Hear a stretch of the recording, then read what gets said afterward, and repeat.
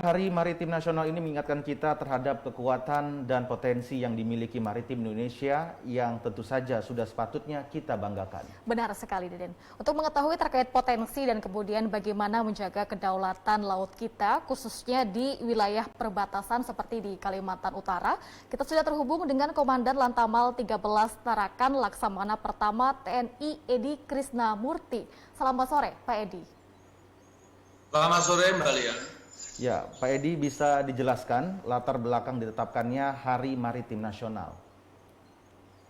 Baik, Mas Deden. Jadi masalah Hari Maritim Nasional ini sebenarnya diawali, kita harus ingat dengan adanya Deklarasi Juanda tahun 1957. Itulah yang pertama kali mengatakan bahwa Indonesia sebagai negara kepulauan sekaligus sebagai negara maritim. Kemudian ada musyawarah nasional pertama masalah maritim sekitar tanggal 23 September tahun 1964, ini diprakarsai oleh Bapak Presiden pertama kita, yaitu Bapak Soekarno.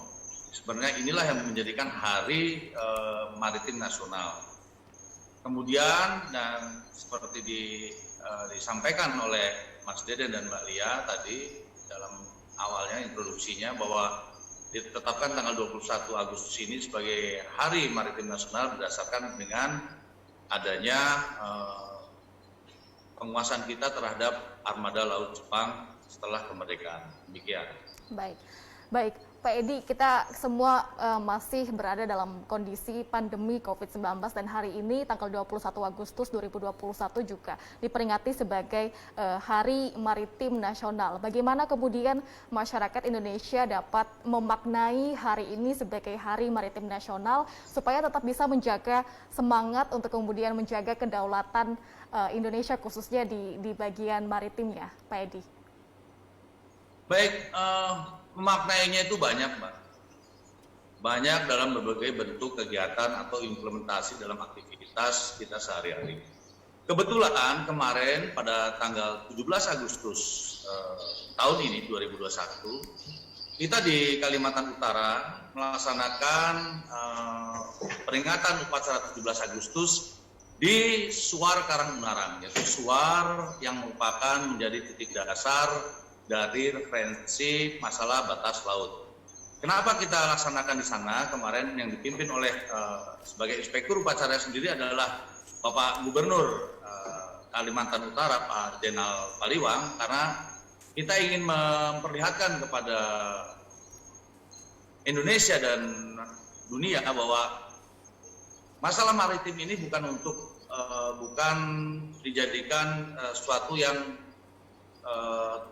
tidak dipentingkan, tapi harus dipentingkan. Makanya kemarin kita laksanakan di Karangmenarang tujuannya untuk supaya semangat para komponen bangsa untuk mengingat kembali masalah maritim, terutama masalah bagaimana kita bisa menjaga di sekitar perbatasan. Sehingga inilah yang kami kemarin laksanakan bersama dengan komponen-komponen bangsa yang ada dan komponen nasional, yaitu dari pemerintah daerah, kemudian dengan TNI, unsur-unsur maritim, kita melaksanakan di Suar Karangmenarang supaya masyarakat bangkit lagi rasa kemaritimannya. Demikian. Baik, Pak Edi, kita juga turut bangga sekali menyaksikan peringatan 17 Agustus di Suar Karangmenarang itu, tetapi ada banyak potensi yang dimiliki di Tarakan, Nunukan, Sebatik, dan juga kita mengingat sekali ada perbatasan Ambalat tentunya yang menjadi zona ekonomi eksklusif Z, 12 km dari perbatasan kita yang merupakan laut teritorial internasional. Bagaimana potensi yang dimiliki Kalimantan Utara khususnya di bidang maritim? Oh, sangat banyak sekali. Kalau kita melihat secara konfigurasi geografi, Kalimantan khususnya yang berada di antara Selat Makassar ini adalah tempat alur laut kepulauan Indonesia 2. Di sini banyak berlalu lalang kapal-kapal maupun kegiatan atau aktivitas ekonomi di bidang kelautan. Sehingga potensi-potensi yang ada ini, contohnya saya bisa berikan adalah masalah transportasi.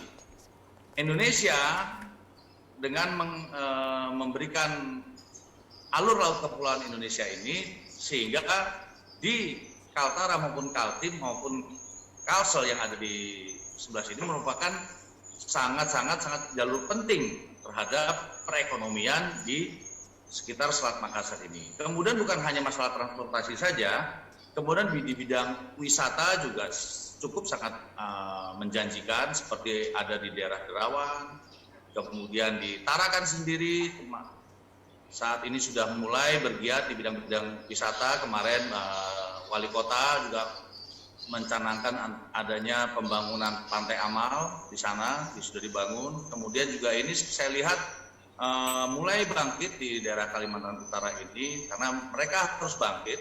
Kenapa? Karena mereka adalah daerah merupakan garda perbatasan paling terdepan, sehingga supaya masyarakat di sini pun merasakan kenikmatan yang ada dari hasil ekonomi ini.